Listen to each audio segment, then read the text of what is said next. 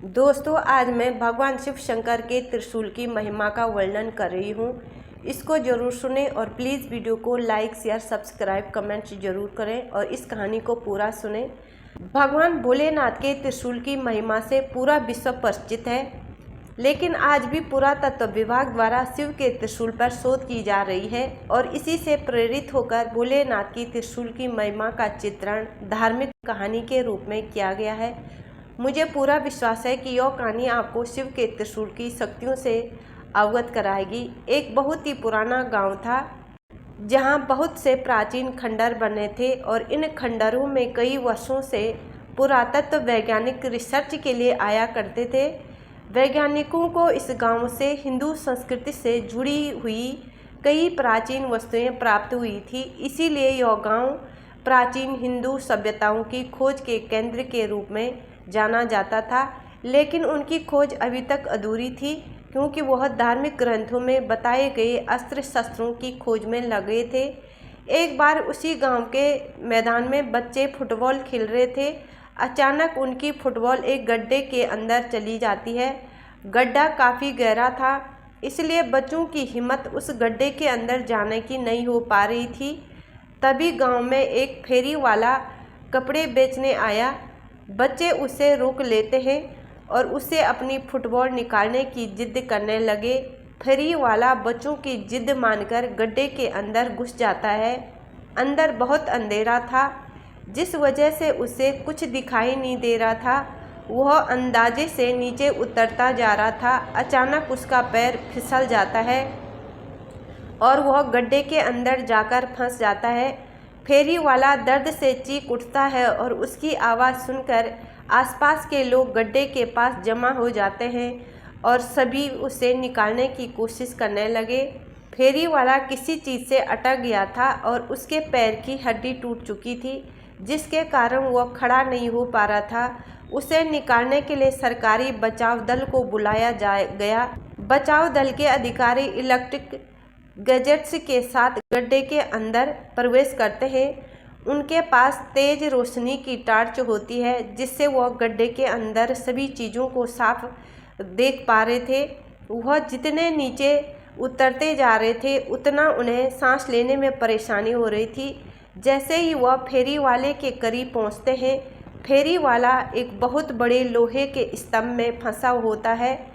अधिकारी उसे बड़ी मुश्किल से रेस्क्यू करके गड्ढे के बाहर ले आते हैं, लेकिन गड्ढे के अंदर लोहे का स्तंभ उन्हें विचलित कर रहा था, क्योंकि गड्ढे के आसपास कोई घर नहीं था। फिर उतना बड़ा लोहा कहाँ से आया? वह लोहे को बाहर निकालने का फैसला करते हैं, लेकिन यह क्षेत्र पुरातत्व विभाग के अंदर आता था, इसलिए यहाँ उपस्थित किसी भी खनिज को बिना उनके अनुमति के नहीं लिया जा सकता था।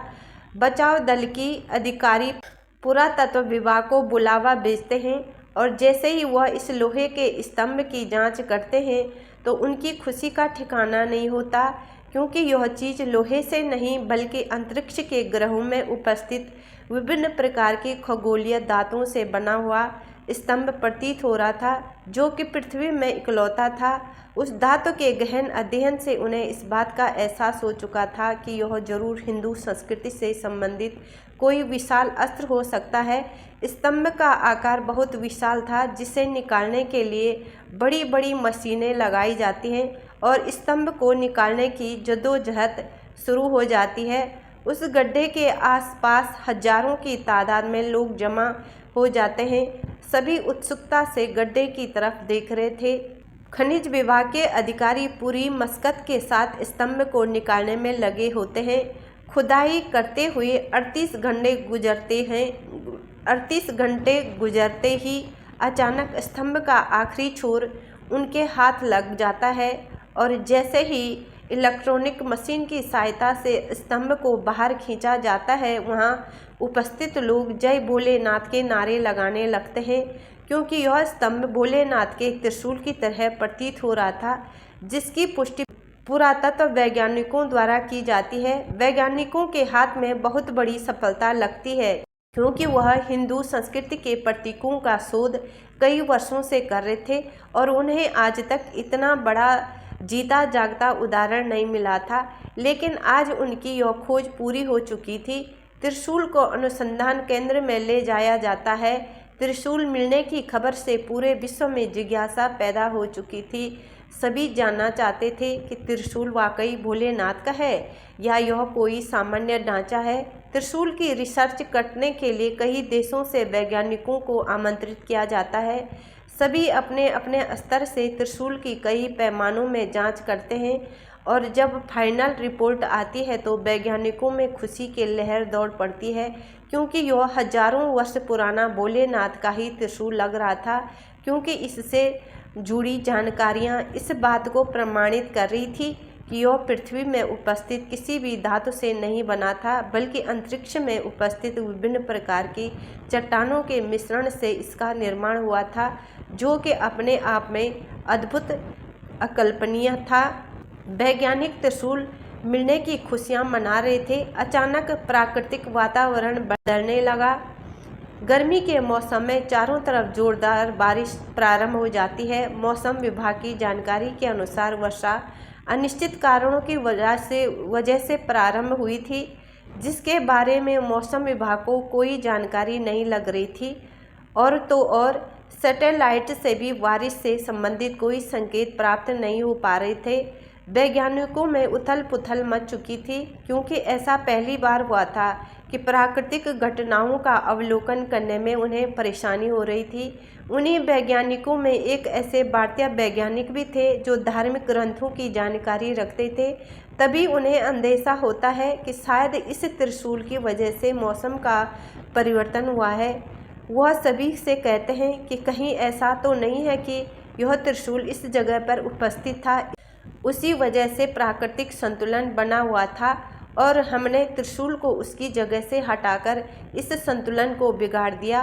भारतीय वैज्ञानिक की वजह से त्रिशूल के बारे में बहुत सी जानकारियां इकट्ठा हुई थी, इसलिए सभी वैज्ञानिक इनकी इस बात को गंभीरता से लेते हैं और त्रिशूल को वापस उसी जगह ले जाने का फैसला करते हैं जहां से वह इसे निकाल कर लाए थे, और दोबारा मशीनों की मदद से त्रिशूल को उठाने का प्रयास किया जाता है। लेकिन त्रिशूल का वजन बढ़ चुका था और बड़ी बड़ी मशीनों से भी त्रिशूल को हिला पाना संभव नहीं था।